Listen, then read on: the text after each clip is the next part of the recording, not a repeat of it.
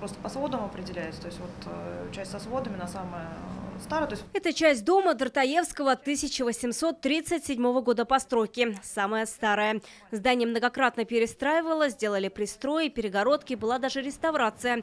Сейчас задача перед архитекторами понять, как было раньше. Объект культурного наследия федерального значения. Требования серьезные. В большинстве зданий мы все-таки стараемся привести более-менее, насколько возможно, к историческому.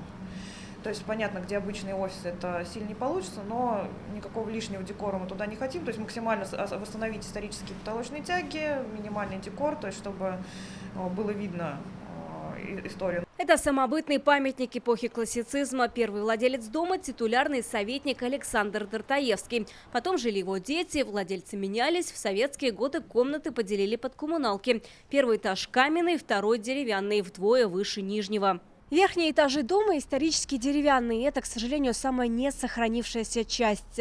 Заменили уже 30% дерева для наглядности. Вот этот темноватый сруб – это конец 19 века. А вот это, конечно, уже все новое. Усилят фундамент, обновят полы, перекрытия, заведут под крышу. Вернут и внешний декор в стиле ампир. По черно-белой фотографии реставраторы смогли определить изначальный цвет фасада. И это не синий, как сейчас. Еще одна сложность для архитекторов. Некогда жилой дом нужно перепроектировать под административное здание. Это будет некий центр культурного наследия, где будут оказываться государственные услуги, где мы будем встречаться с гражданами, с общественниками, проводить наши коллегии и всевозможные круглые столы. Реставрацию дома Дартаевского планируют завершить к концу года. Вторым этапом станет восстановление конюшни. Это здание рядом.